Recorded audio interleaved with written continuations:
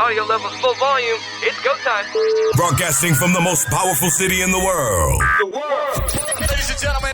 Welcome to the Power Table. The Power Table with Teresa Marie and the LBD. Right now. Ladies and gentlemen, episode 2 of the Power Table. It is. My name is the LBD. I'm Teresa Marie. Now, Teresa, I'm excited about episode 2. I am too. Great response for everybody who had a chance to listen to episode 1. We thank you for Thank you supporting very the Power much. Table. We appreciate that. And episode 2 will be just as epic. It's incredible. Tony Perkins. Indeed. If you are in the D.C. metropolitan area, you are in the DMV, you know about my man, Tony Perkins. He's a staple. Icon. Yeah, icon. And we're going to be talking about a whole lot of stuff, and we thank Tony for his time. Absolutely. And this is a good thing because we know that Tony does Fox 5. He does the news. Absolutely. And he's on the afternoons with Donnie Simpson. Yes, indeed. But this is an opportunity for everyone to get to know Tony Perkins, the man. Yes. His journey. We get up close and personal with Mr. Perkins. And he's funny too. And we talk about everything. Everything. So let's check out our interview With Tony Perkins. The Power Table. My man's in them. Yes. My man's in them. Ma'am. If you are from the DMV, You got to know this name. you got to know this name. Mr. Tony Perkins. What? Who? Never heard of him. I'm doing great. I feel pressure. The power table, that's a whole lot, man. Well, the reason why it's the power table is because you're a power player. There it Yeah, is. see, I don't know about all that. But thank you. You have something to lend. You have something to offer, and it means something to us and to the people that listen. So we want to tap into it. Okay, all right, fine. we go. Let's go. Now, you've been a staple here in the D.C. area for a very long time. Yes. And you started out in where? Well, I started out in radio. Okay. A long time ago. We'll leave it at that. Yeah, so people always ask me, am I from here? I was born in New York, Right. but we moved here when I was 5 years old. So Washington is home. Okay. Used to live in the district. Then my teenage years, I was in Fairfax County. So I know this area. It's home. Mm-hmm. And one of the fortunate things, one of the things that I've always thought was a real blessing and is unusual is that my entire career has been here with the exception of almost 7 years at Good Morning America. Right, in New York. So I never had to move to a smaller market really to do radio or TV. Like they say traditionally you have to do. Right. Mm-hmm. And traditionally that is how it goes. But I've been able to do it here. And it means the world to me. I think it has been beneficial to my listeners / viewers because you have somebody who's talking to you about who knows this area, knows Right. the neighborhoods, Right. Absolutely. grew up in Southeast and Southwest and Alexandria, went to college here, American University. Knows where Okay. So know where the big chair is. Yeah, know where the big chair is. Now that's know, important. know what the big chair is. Right. Right. Yeah. So But is this something that you started out wanting to do, or did you just kind of, it happened, you just kind of walked into it? I've always said I was very fortunate that from a young age I knew what I wanted to do. Mm-hmm. Now at that age I knew I wanted to work in radio and television. I didn't know exactly what, but my father worked in radio. He did some TV work too, but he primarily worked in radio when I was younger. Okay. Then he went on and did a whole bunch of other things. And I had an uncle who worked in radio as well.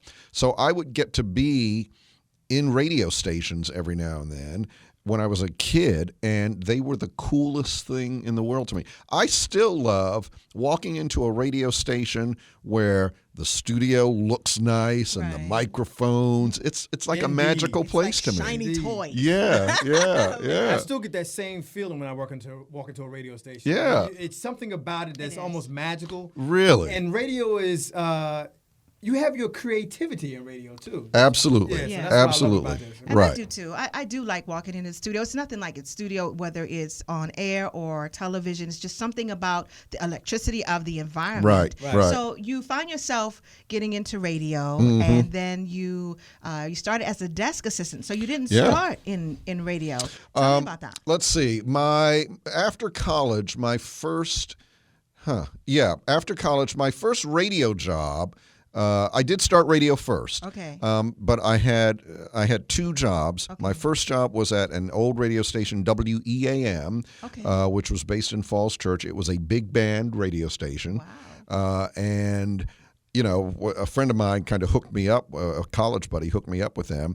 And when I talked to the owner of the station, he said, "Well, do you know big band music?" I was like, "Oh, yes, I love it."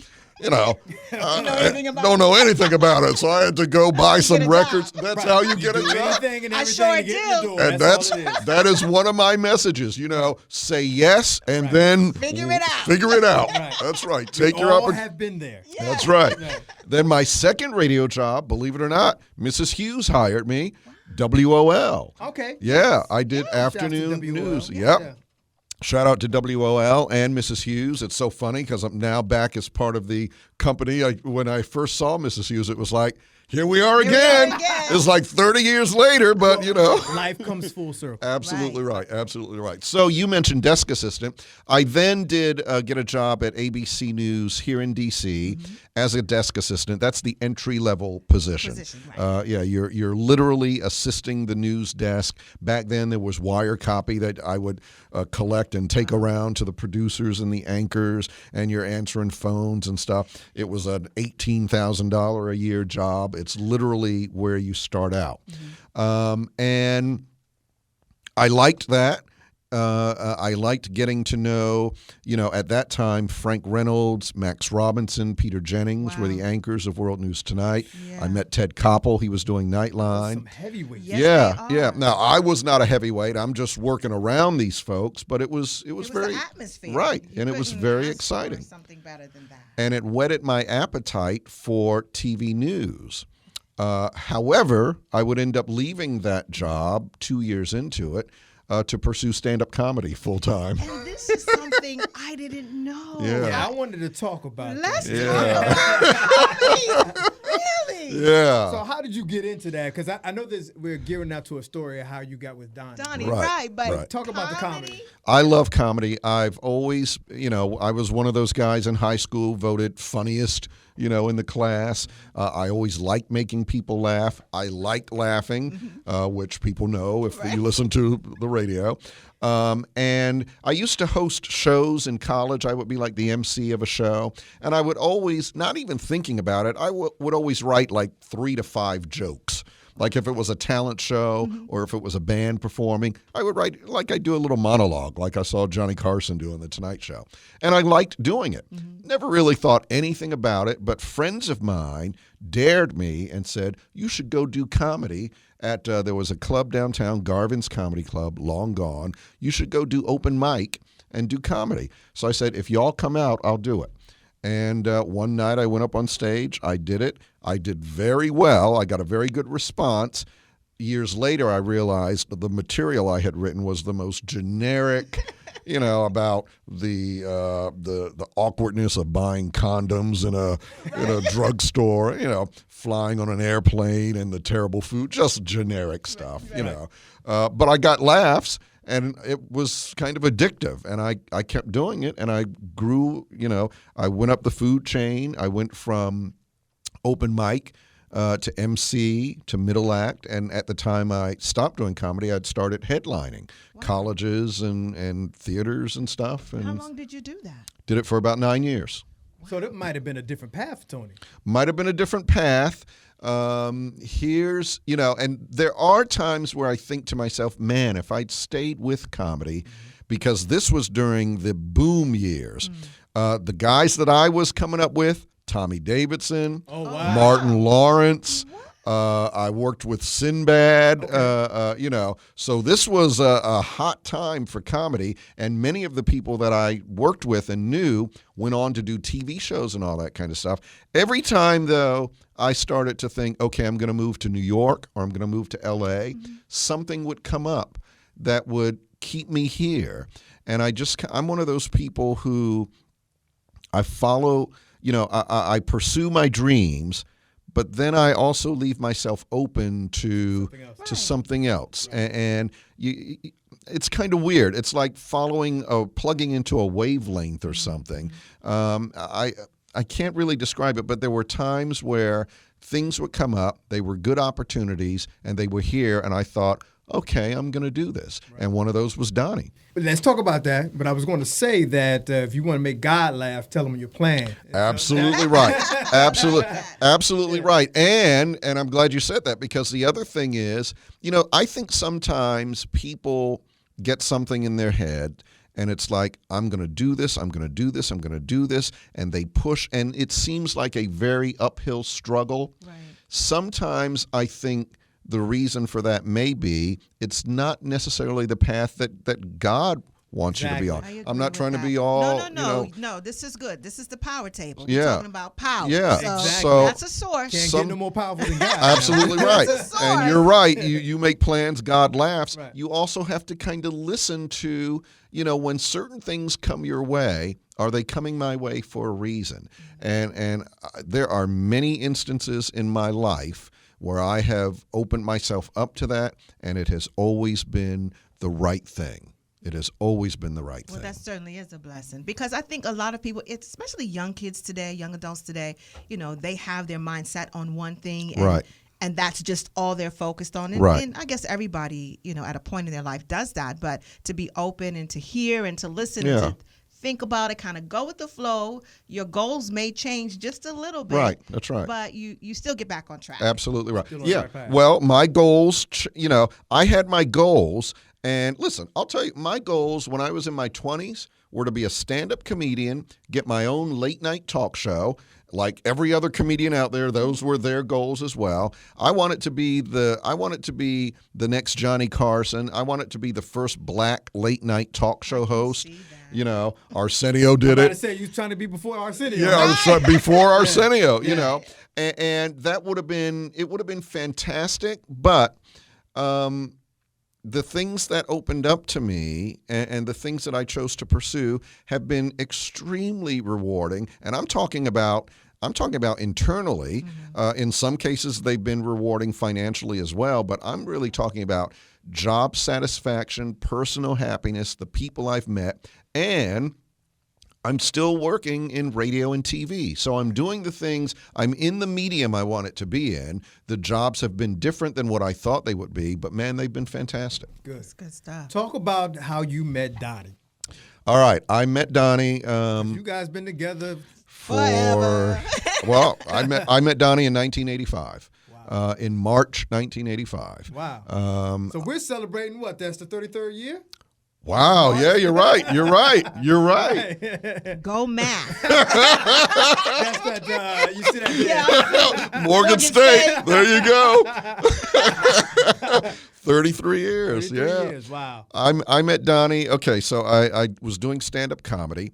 And there are two things I can tell you about stand-up comedy. The first thing, a friend of mine, Jeff Newman. You might know Jeff Newman. Jeff. Yeah, okay. We both grew up here. Yeah, okay. Yeah. Jeff, I met Jeff at American University. He's a dear friend. He was working with Donnie at WKYS back in the day.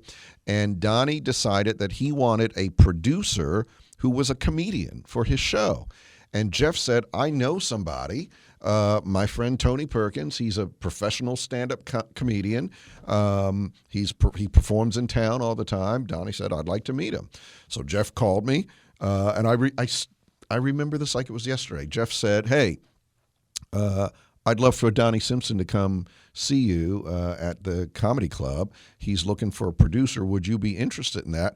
I was a Donnie fan. I listened to him on the radio. So I'm like, yeah, I'd be interested in that. Right. So we set it up. I was performing, I think that weekend at the Comedy Cafe, 15th and K Streets, no longer a comedy club. It's a strip club now. I need to go and visit. Let's do some research here. That's right. Donnie came out. I still remember this. It was a Saturday night. We did 3 shows on Saturday. He came to the middle show, which tends to be the hottest show. Don't know why. It just always is. And I had one of the best sets I'd ever had. So I always have thought, well, this was meant to be. Right. Placed in the universe. Right. Placed in the universe. Donnie came up, introduced himself after the show, and we got on instantly. We laughed and everything.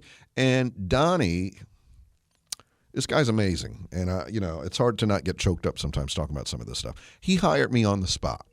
He said, I would love for you to work with me. Man, let's try to do this. And I said, I would love to do it. I said, but I got to tell you, I'm booked. I do comedy every weekend. I'm on the road like for the next 3 months. He said, I'll wait. Wow. That is amazing. Talk about somebody who believes in you that Yeah, much yeah. that they will definitely wait on you. And that meant 3 more months of not having his show the way he really wanted it to be and all that kind of stuff. That's tremendous because a lot of people wouldn't do that. They'd be like, all right, well, next. And he waited. And I slowed down my bookings so that I wasn't traveling as much. And I joined him in May of 1985. Now, how was that first show on KYS? Oh, boy. I don't remember. It was all a blur. Right. It was all a blur. Yeah. When I first joined Donnie, I was his producer. Right. And I was writing. So I would book guests on the show. Anything that he wanted, I made sure we had it. I would, if he said, oh, man, I wish tomorrow I want to play such and such, I would go get it. And I would write lines for him because he and the news guy, John Irving, who we just lost this year, they would, John would do his kicker stories at the end, and I would write a line really fast for Donnie and slide it over to him, and he would deliver the line. Now, sometimes it would take me 4 seconds longer to write it than, because radio's timing. It is fast. It would get to him just a few seconds too late. Or I would write the line, I would slide it to Donnie, he would read it and laugh instead of saying it. So after a year or two of that, he was like, man, we got to get you on the mic. And that meant me joining the union. That meant the radio station had to give me, I still remember this, they had to give me a $10,000 raise, which they didn't want to do. And you was like, I'm about it. Right, yeah, right. That's amazing. Right. But Donnie was like, I want this guy on the air with me. And so that, from then on, those are my big memories, joining him on the air as his sidekick. Because that was a big deal to be part of the show on the air. And it was great. It was great. And how did you get into weather and transitioning into weather and going to New York? So here's, I don't know how many, if you have young folks listening to your show, part of my message whenever I talk to people, like I said, keep yourself open to opportunities. So the other great thing about doing comedy was I was performing at the Crystal City Comedy Club. After the show, a guy comes up to me, introduces himself. He's the program director for Channel 20. And I'd never met him. Never. WDCA, correct? WDCA. Yeah. He says, I am looking for a comedian to host this show on Saturday afternoons. I think you'd be great at it. Let's talk. And I ended up doing this show called DC 20 Breakaway. I did it for 3 years. I actually won an Emmy Award for doing this show. It was on Saturday afternoons. I would host these 4 syndicated sitcoms that would come on. And I would be on at the beginning, in the middle, and at the end of each sitcom doing promotional stuff, but also doing funny stuff. Right. And I had a little puppet stuffed animal that I would talk to. And the shows weren't the greatest shows in the world. Do you remember a TV show called Small Wonder? Oh, I was just about to ask you that, about the girl robot. Yeah, Girl Robot. And you know what? When I was, okay. I'm not trying to. Let's hear it. Let's hear it. But I remember you doing those segments on Channel 20 when I was a kid. Yeah. You know So here's what was great. The shows themselves, generally speaking, weren't great. So I would be sarcastic and critical of the shows, and that's what made the show that I was doing funny. Right, yeah. My favorite thing was people would write in and say, I can't believe they let you say those things about those shows, because I'm just trying to be funny. Right. So that was great, but then that guy, the program director, moved from there to Channel 5. A couple of years later, he calls me and says, hey, we have an opening for Weatherman on our morning news show. Would you be interested? And I kid you not, my first reaction, I laughed and said, no. Really? Really? Yeah. I said, thank you for thinking of me, but I'm doing morning radio. You know, by this time, Donnie had left. Right, you was doing KYS. KYS with Randy Dennis. I don't know if you remember Randy. Dennis, shout out Yeah. to Randy Dennis. He's in Baltimore now. He was in Baltimore, came to D.C., he's back in Baltimore. Right. We had built a new morning show, trying to compete against Donnie, which was not an easy thing to do. Was that awkward though? No, Donnie was cool, you know, because Donnie could not bring me with him. He was prohibited from bringing. There was what do they call it? A no raid, No compete. no raid clause in his contract. So when he left and went to another radio station, he couldn't bring me or John Irving or an engineer. Couldn't bring anybody. So I'm still at KISS. We're trying to do our thing. I get this call to do TV, and initially my reaction was no. And he said, come, let's have lunch. I want to talk to you about it. He explained what the job was. He said, we'll train you on the weather stuff, because I didn't have a degree in meteorology. We'll train you on that. We're looking for someone to bring some personality to our show. At that time, the show was a very dry political show. He said, you'll be out in the field every day doing features and all this kind of stuff. So then when I thought about it, it's like, okay, I can be on TV every day in my hometown market, top 10 market. Yeah. So I said yes. And that led to everything else that happened. I think the moral to the stories are I need to go and brush up on my stand-up comedy. Right. We're telling our kids, stop that. Don't say that. That's not funny. Actually, it is. Keep saying it. Perfect that. The single best decision, and I've been blessed to make a couple of good decisions, but the first great decision I made was to do stand-up comedy, because that led to everything else. And I'll tell you this, doing morning news, you know, I eventually became a morning news anchor at Fox 5.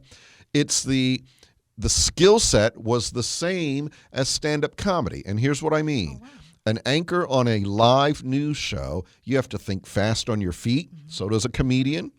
For the type of comedy I did, you have to know what's going on in the world, because I did a lot of topical humor. You have to be able to adjust at a moment's notice, because when you're doing stand-up comedy, you're constantly reading the room. Mm-hmm. What are they reacting to? When you go up, you have 30 minutes of planned material. Invariably, that material shifts based on the crowd reaction. Right. You know, I would be on stage thinking, okay, they're not buying this stuff. I'm going to go do this stuff. Right. Here's my closing bit. Uh-oh, it didn't go over well. I got to come up with something else. and doing live TV news, same thing. Things are breaking. The rundown, stories are moving around. It's the same skill set. Yeah. I think, and for me, as far as I can remember, I'm not going to talk age, but I feel like you've always been there in a sense in this city. Like when I think about turning on the news or watching the news or the weather, it's Tony Perkins to me. I mean, we have a lot of people that have come up too, but I'm sitting here thinking you're so familiar, and not because we're in the industry together, but just because the history and the things that you've done has just been it's funny. I hear that more and more now. That's not something I ever think about, but when I do think about, when people say that to me, and then I think, well, I've been on the air here in one capacity or another since 1985. That's a blessing. Yeah. You only stepped away from here to do Good Morning America. To do national TV, right. So this is what I found interesting when I was doing some reading. The weather in your neighborhood. Mm-hmm. So you kind of that, you peen that, and now are they still using that? They are still using Are they? I think maybe they are. Did you copyright that? No, I did not. Well, you didn't learn that in comedy. Yeah, but let me say that I have to be honest. You know, the reason I said, and here's what's happening in your neighborhood, is because Al Roker would say every morning, and here's what's happening in your neck of the woods. So it's like, okay. It was a play. It was a play on what Roker said. Yeah. And now here's what people don't know, because people have said to me, oh, I always waited for you to say that, blah, blah, blah. Here's the thing about that. It's no brilliant thing or anything like that. Like I said, it's a play on what Roker said. But here's the thing. I had to say the same thing every morning going into the national weather forecast. Oh, no. Going into the local forecast. Because on Good Morning America, Charlie and Diane would toss to me.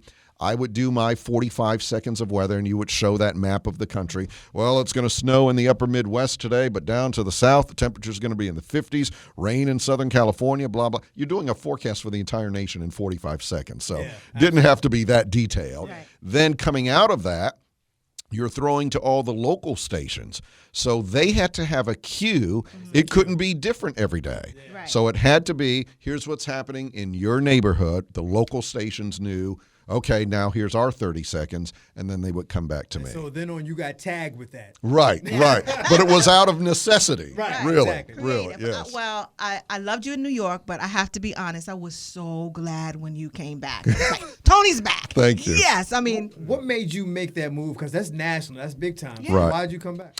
Came back for a couple of reasons. I am so glad that I did it, because that I went to Good Morning America, because, you know, again, going back to my comedy days, I always wanted to do national TV. Right. And most of us who work in local television, that's what you aspire to. And I got the opportunity to do it. I did it for just shy of 7 years on the biggest stage imaginable.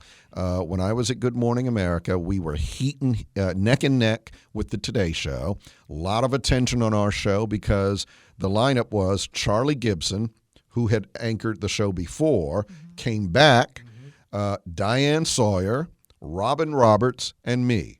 That's a pretty amazing lineup. That is an incredible lineup. It's an amazing lineup. Charlie and Diane both went on to do the evening news. Evening news, that's absolutely right. So that was a great opportunity. I got to do some great things, meet some amazing people, travel all over the world. It was great. What was difficult was, okay, go through that list again. Diane Sawyer, Charlie Gibson, Robin Roberts, and then me. I'm the low man on the totem pole. Not just DC folks. Right. Well, and I appreciate that. But it was hard sometimes to get my segments on the air, and to get time on the show.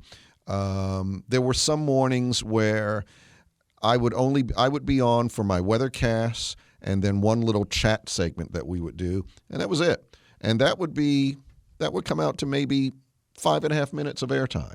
Wow. That's not a lot. So there were some mornings that were, not very satisfying to me. Now, when I did get to do my stuff, it was great, and they loved it, but then the next day it would be like, struggling, climbing uphill again to get my stuff on the air. Everyday struggle. So I became very dissatisfied with that. At the same time, I maintained a home here in the D.C. area, so I was commuting every week. I would come here on the weekends, go back to New York Sunday nights, do Good Morning America, come back down on Fridays. And my wife still had a job here. So you went to New York every week? Yep. 5 minutes a day? Well, for some mornings, yes. I mean, for some mornings, that's what it would. That was a hell of a paycheck. Yeah. I mean, listen, a great paycheck and all of that, but you have to be internally satisfied, and it became very frustrating. Also, in the last 2 years I was there, we had my son, Connor was born in 2003. That made the traveling back and forth harder. The Power Table. Yo, that's my man Tony Perkins, man, dropping some gems. Yeah, on the Power Table. We love that. I found it interesting that he was a comedian. That's crazy, right? It's crazy. And he came up in a time with Tommy Davidson and also Martin Lawrence. Imagine the path that he would have taken if he stood up with stand-up comedy. Yeah. So he was blessed to go in 2 routes. He was. And then, as he talked about how he met Donnie and how he transitioned into the Donnie Simpson show, and he really started to tear up in the studio when he talked about that. Absolutely. He did. It's real, guys. It's definitely real, man. And we appreciate my man, Mr. Perkins, and TP. He'll be back for our next episode for the Power Table. In episode 3. But in the meantime, it's time for the tea. Let's take it from the top. Who needs water cooler talk? Boring. Listen. She has the tea. Come and get it while it's hot. It's the tea with Teresa Marie. Now. Okay, so we're going to talk about the Black Panther. I know we talked about it last month, Wakanda but they Forever. are now, Wakanda Forever is $1 billion at the box office worldwide. crazy. That's crazy numbers, right? It is crazy numbers. It surpassed everything. But it's expected from me. I knew it was going to happen. You did. Because you wore your African garb. No, I'm just my kente cloth was on fleek, ladies and gentlemen. I was lit with my kente cloth. Congratulations, Ryan Coogler and the cast of Black Panther doing a great job. Now, we know Wakanda's fictional, the Marvel comic series, but what I learned about this is that the language that they're speaking is real. So isiXhosa, and I hope I'm saying that correctly, is one of the 11 official languages of South Africa and was spoken by Nelson Mandela. I thought that was very real to say, and I felt that was very important to say, and the language gave it some authenticity. Authenticity to the movie. And let me just say this, 2 takeaways from that. You speak about languages, it gives the opportunity for our younger viewers to learn more about the languages of Africa. And it also, the second takeaway from the movie is that it gives a positive imagery on the continent of Africa, especially in these times where the name shitholes are being thrown around. Can you believe that? And now you can see that the continent of Africa has vast amounts of beautiful wealth, people, culture, wealth, resources, history. It's the cradle of civilization. It is. And I'm very glad that Black Panther has definitely started to reflect that in our media. It's bringing the knowledge of Africa in a different way. And Absolutely. I love that. I love that. Making history again. All right, let's talk about On the Run 2. On the Run 2, Jay and Bay are at it. They're at it again. She has twins and comes back with a tour. This is going to be a crazy tour. I think it's going to be probably one of the best because they put everything out there. This is on the level of Michael Jackson coming to town. You know what I mean? I think so. This is iconic. Jay-Z puts one of the best albums, hip hop albums out in a long time for somebody my age with the 444. Yeah. And then Beyonce comes with her hits, especially off the Lemonade. Yeah. And her catalog.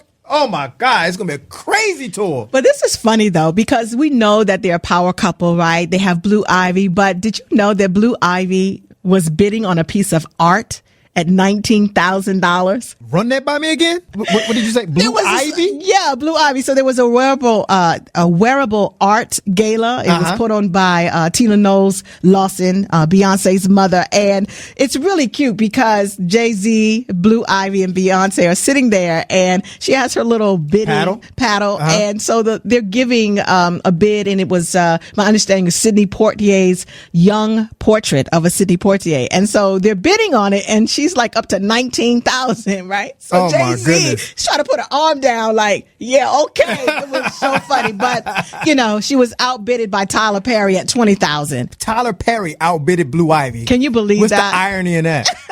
You got to train them right. The Carters, can you give me $1? That's all I need. I'm saying? Blue Ivy got her thing going on. I love it. Okay, so we're going to switch gears here. Okay. What comes to mind is Stupid Is What Stupid Does. Uh-oh. Sorry about that. O.J. Simpson, The Lost Confession.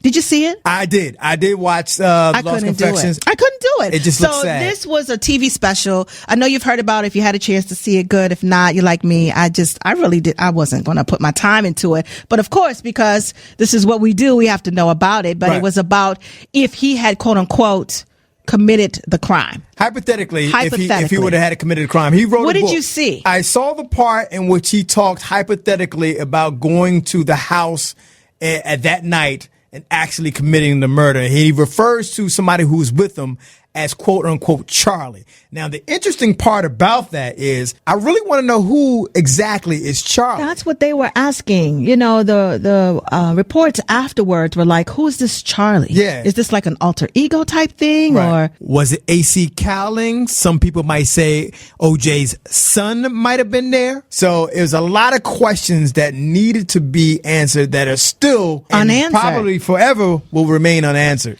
So his response to that in recent reports are saying that, it's not a confession. And he says, I quote, listen, if I confessed 12 years ago, you would have heard about it 12 years ago.